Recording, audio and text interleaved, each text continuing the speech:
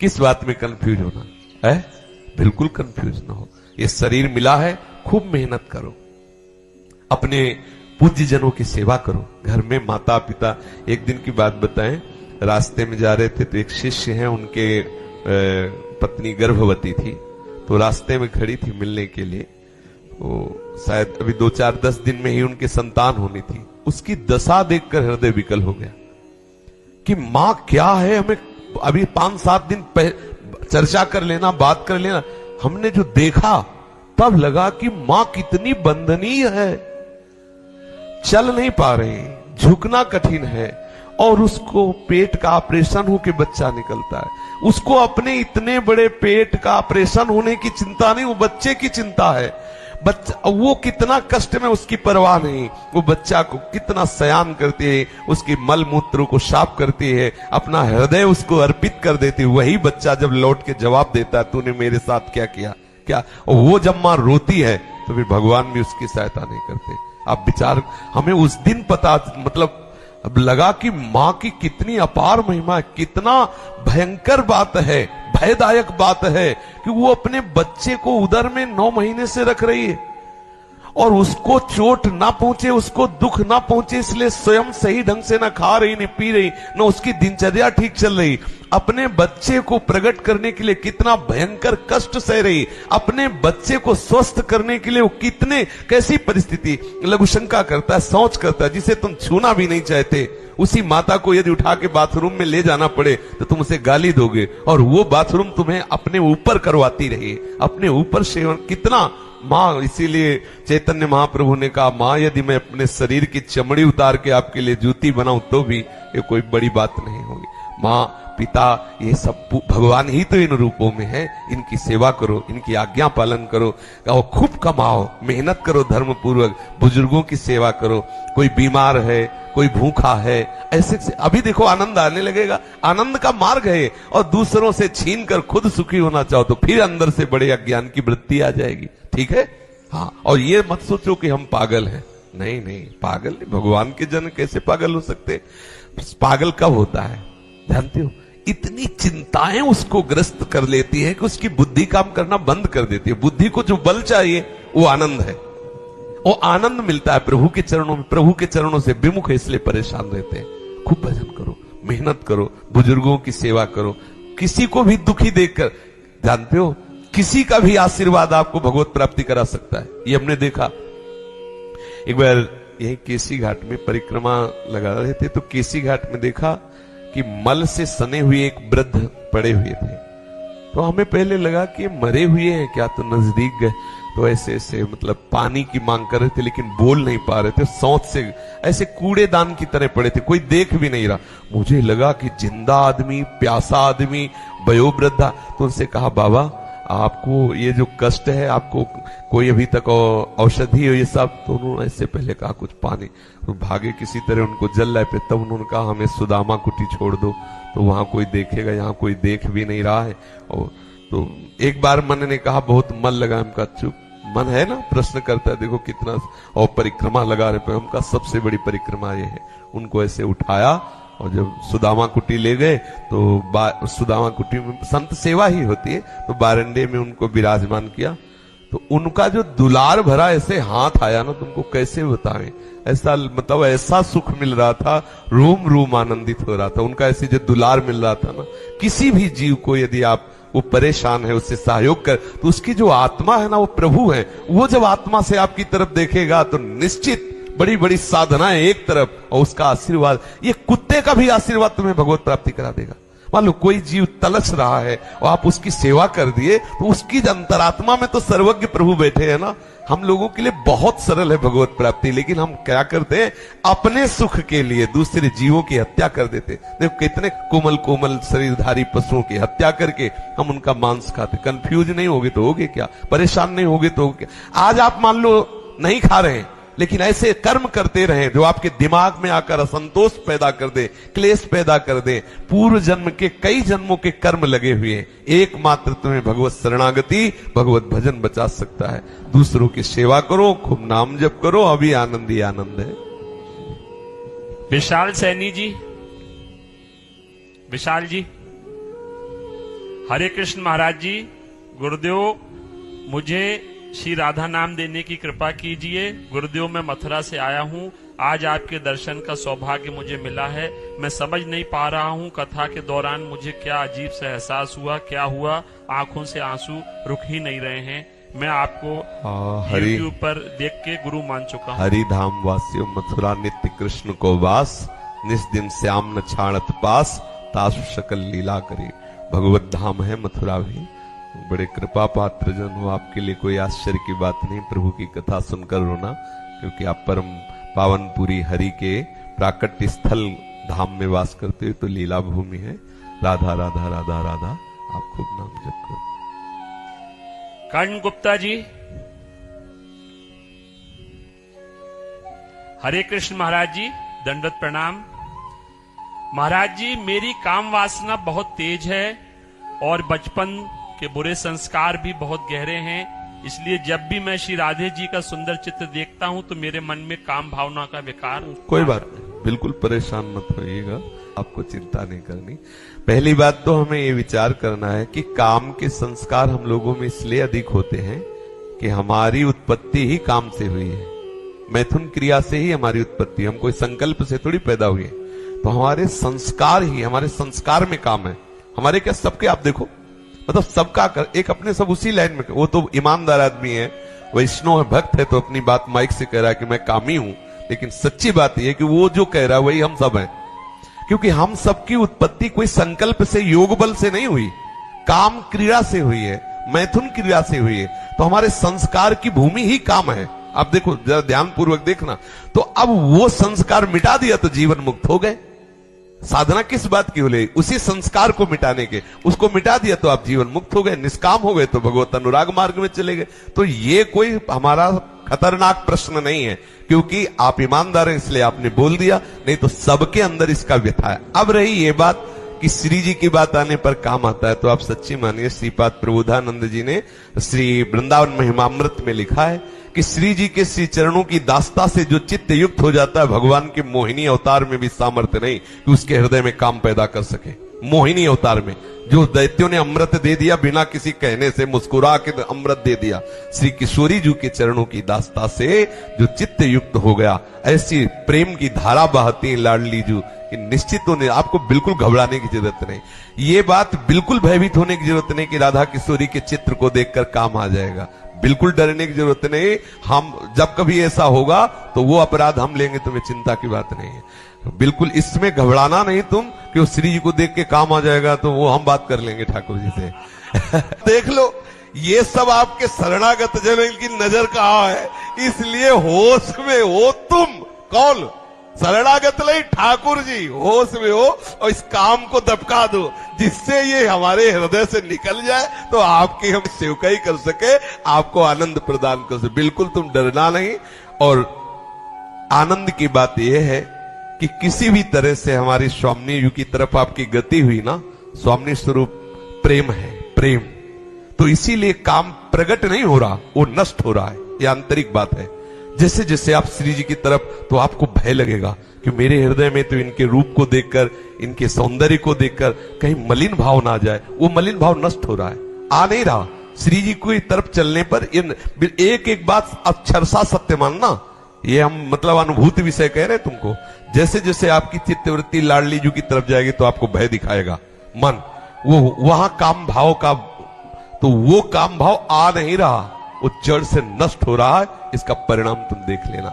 चतुरासी जी में लाडली जी का महामहिमा में जस जानते हो, फल स्तुति में सबसे पहले लिखा है, भवजल निधि को नाव, काम पावक को पानी।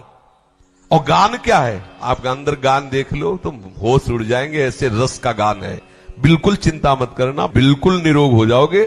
और आप अपराध की तो चिंता मत करना कि श्री जी के प्रति आप काम भाव करोगे तो अपराध हो जाएगा, बिल्कुल चिंता मत करना।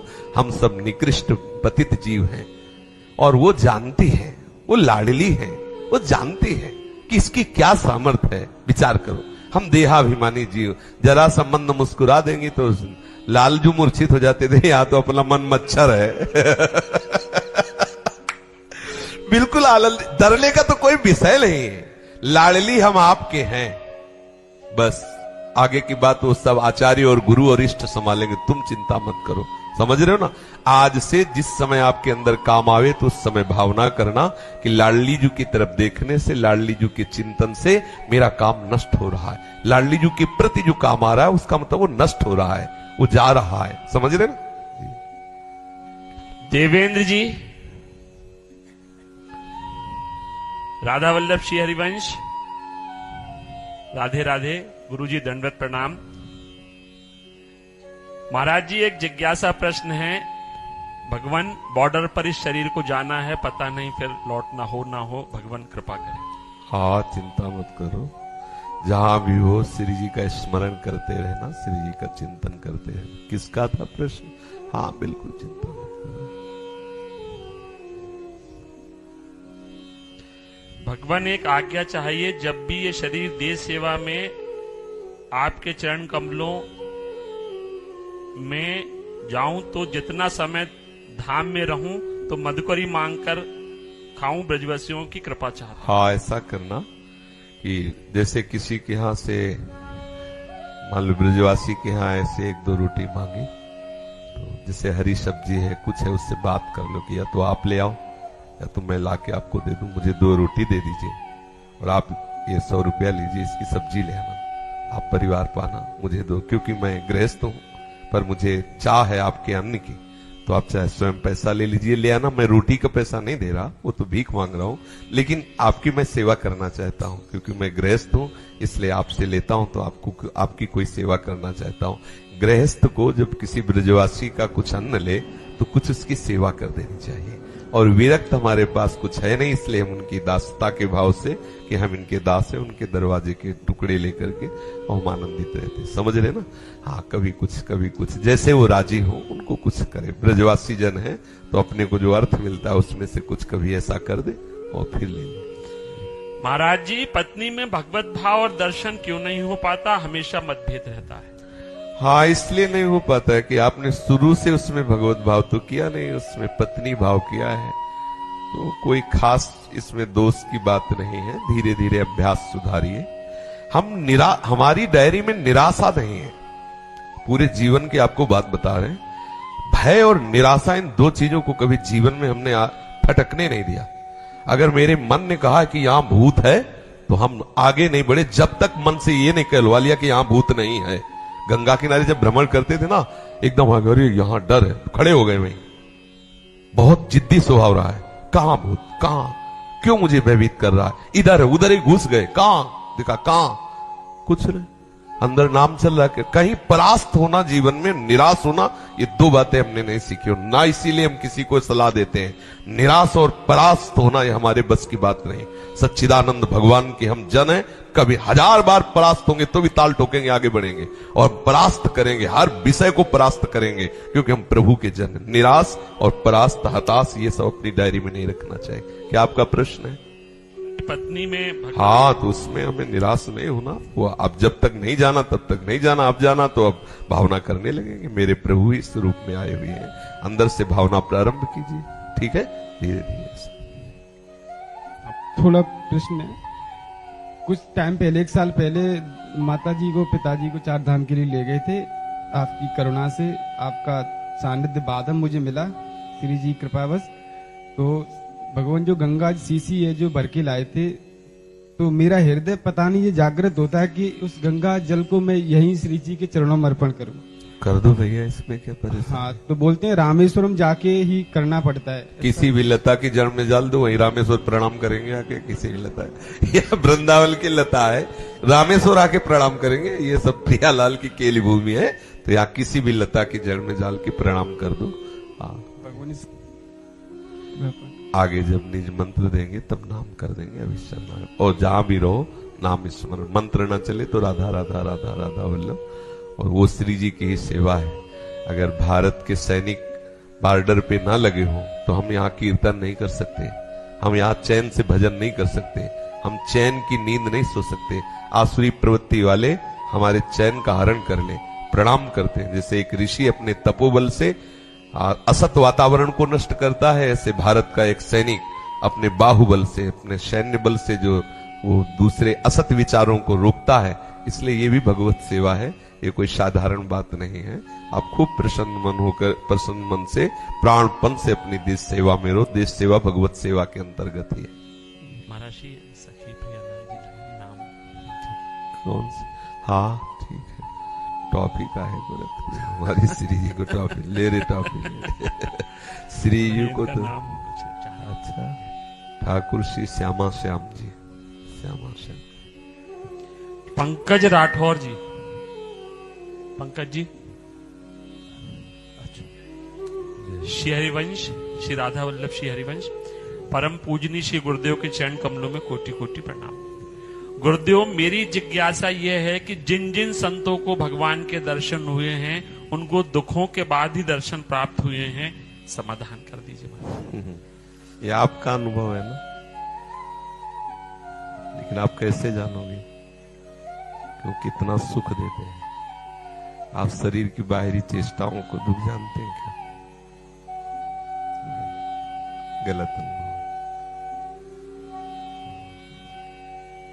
अगर जान जाओगे ना कि कितना सुख देते हैं तो सब भूल जाओगे, केवल रोते रहोगे। अभी जाना नहीं ना उनको, अभी संतों के हृदय को नहीं जाना ना, बाहरी बातों को देखा। ये बाहरी नाटक है, माया का स्वप्निक नाटक। जैसे स्वप्न में आपको कोई गड़ासे से काटे तो जगने पर आप देखेंगे कि कहीं खरोच भी नहीं लगी। ऐसे ये जो उमा कहो में अनुभव अपना, सत हरि भजन जगत सब सतना, ये जो बाहरी आप शरीर को रोगी होना, शरीर को अपमानित किया जाना, शरीर को दंडित किया जाना, इसे आप दुख समझ रहे हैं। लेकिन जो प्रभु का कृपा प्रसाद जिस उपासक को प्राप्त होता है, उसका मन प्रभु अपने प्रेम रंग में रंग देते हैं, तो दुख सुख का अनुभव करने वाला मन होता है। और मन तो परमानंद में मगन हो गया, अब उसे दुख का अनुभव कहां? और दुख का स्वरूप क्या है और सुख का स्वरूप क्या है, जब ये हम जान जाएंगे तब हमें परिचय मिलेगा कि क्या उनको दुख मिलता है क्या।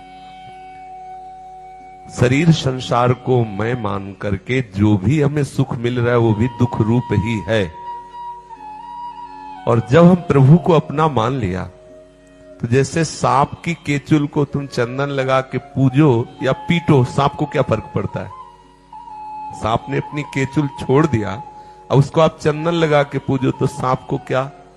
आप उसको थोड़ा थोड़ा काट दो तो सांप को क्या? ठीक ये हमारी केचुल है जिसे आप देख रहे हैं। अब इसको दुख मिले या सुख मिले क्या? जो बहुमान करे को मेरो, के बहुमानत ना ही बड़ाई, जो अपमान करे को केहूं के अपमान नहीं लघुताई। क्योंकि हमारा जो मान और अपमान, सुख और दुख अनुभव करने वाला मन है, वो प्रियालाल ने चुरा लिया। और प्रियालाल आनंद की चरम सीमा है, आनंद के समुद्र है। उपासक प्रतिपल परमानंद में मगन रहता है, दुख का लेस नहीं, आत्यंतिक सुख की दशा में उसे भगवत साक्षात्कार होता है। आत्यंतिक सुख, आत्यंतिक सुख का मतलब समझते हो? जहां दुख की निशानी भी नहीं है तब उसे भगवत साक्षात्कार होता है। आपको बाहरी हो सकता है ऐसी लीला हो जिसमें आपको लगे कि बड़ी दुखद बात है, भगवान का भक्त होने पर इतनी पीड़ा दी जाती है, इतना कष्ट दिया जाता है, वो बाहरी लीला है। अच्छा, ये हुआ हमारा आंतरिक भाव। सिद्धांतिक भाव में कि अनंत जन्मों से हमसे शुभ और अशुभ कर्म हुए हैं और इसी जन्म में हमारा खाता पूरा खत्म करना है, तो मालिक बहुत बड़े हिसाब को थोड़े में फटाफट भुगताता रहता है कि अब इसका काम खत्म। ये शरीर जो है निरपेक्ष भाव से इसको भोग करके, और आप शरीर कभी से मिलना नहीं, अब ये दिव्य प्रेम राज्य में पूरा हिसाब किताब बंद।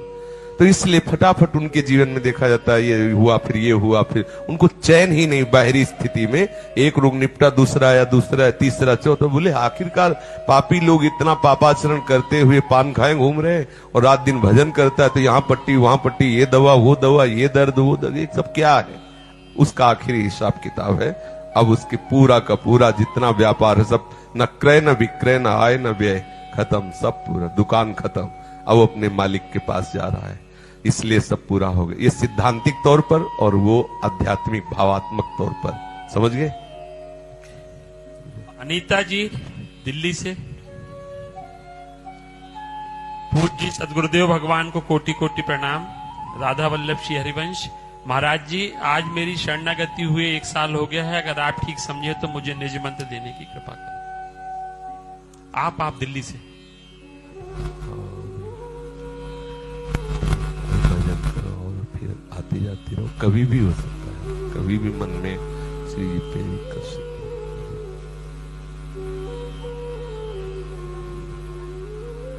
बोलिए बोलिए। हरे कृष्ण। वृंदावन वास के लिए कृपा करें। अब आप देखो, निज मंत्र की बात कर रही हो और जय श्री राधे नहीं बोला, हम कैसे निज मंत्र दें? जब निज हुई नहीं तो निज मंत्र कैसे प्राप्त कर सकते हैं? हमारी जबान कट जाए अगर और कुछ बोले। यह है निज परिचय। मतलब आप निज मंत्र के लिए कह रहे हैं, इसलिए कोई कृष्ण बोले तो उसकी चरण धूलि माथे पे रखेंगे, प्रीतम का नाम है। लेकिन आपने निज मंत्र की बात की। निज मंत्र जानती हो, मन वचन कर्म से ऐसी ठसक आ जाए कि लाडली के सिवा बहुत राधे हो, नहीं तो राधे भी दूसरे नंबर पर, श्री हरिवंश पहले नंबर पर। पहले कैसे पापी क्यों न हो, हरिवंश नाम जो ले तो अलग लड़ेती रीझ के महल खवासी दे। हमारी पहली पदवी है हरिवंश, फिर बाद में जय श्री राधे। समझ रहे हैं? साहिल जी दिल्ली से। महाराज जी राधे राधे।